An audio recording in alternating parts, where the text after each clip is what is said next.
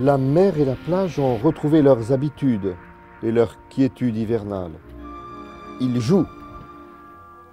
Un troisième larron, le vent, souvent se joint à eux et les entraîne dans une farandole endiablée.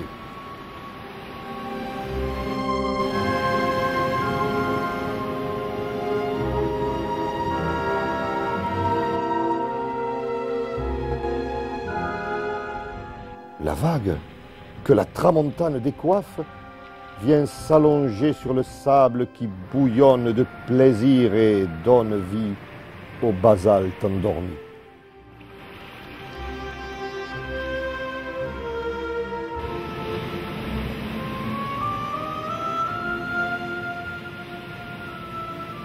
Au loin, la masse sombre d'un bateau peine à sortir de l'horizon.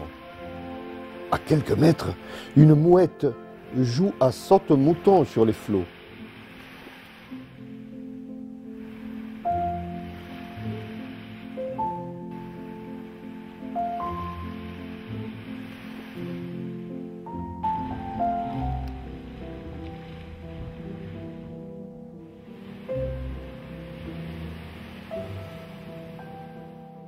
Mes pas crissent sur les coquillages. Ils martèlent la puissante symphonie du vent et de la mer que le sol humide absorbe. Au loin, les roches brunes écoutent.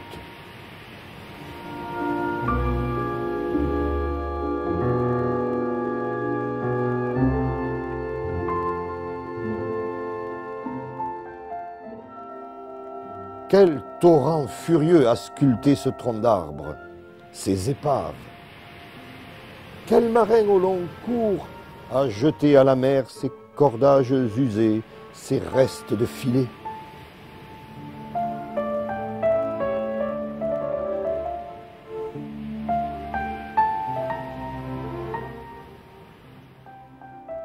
À perte de vue, le sable et la mer se conjuguent et s'étreignent comme ils le font depuis toujours, quand personne ne vient les déranger.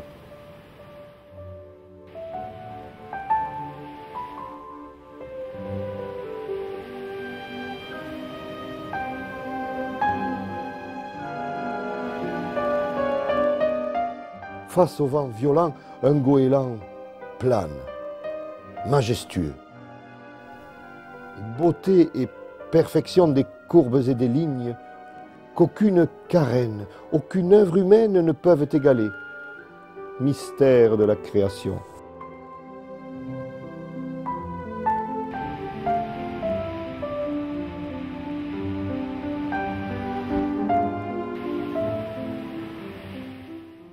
Au loin, Brescou sommeille. Plus loin, les Pyrénées, la Catalogne, qui pousse mon esprit vers un passé et d'autres cieux lointains.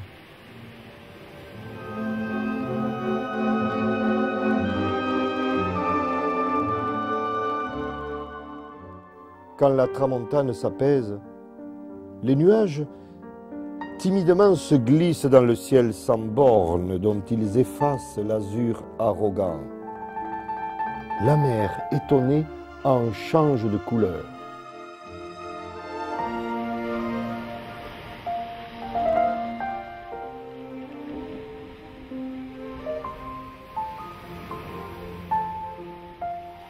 Au levant, le mont Saint-Clair et Sète scintillent au soleil. Silhouettes de bateaux et de portiques se détachant sur l'horizon. On devine ce monde maritime qui est cher à mon cœur.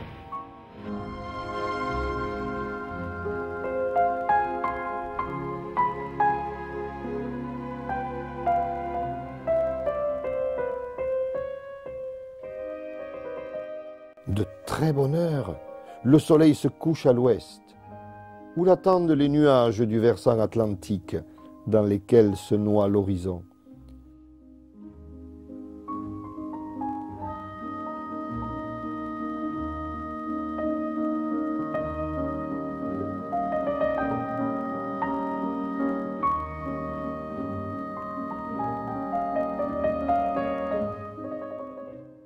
C'est un embrasement fulgurant, une explosion de beauté aérienne, où la lumière déploie de puissantes créations avant de disparaître, apaisée, et de laisser place au calme de la nuit.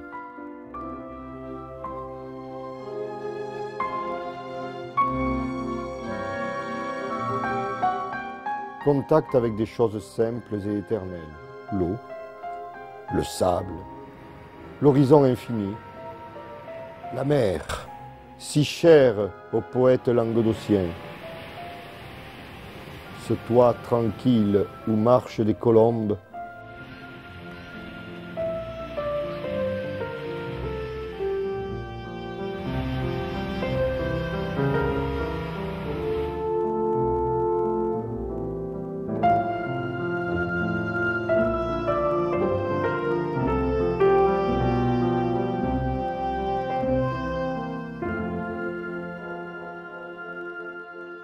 parcelle de quiétude hivernale d'où s'envolent mes pensées, que rien ne vienne noircir ou entraver. Solitude propice à la méditation et à la création.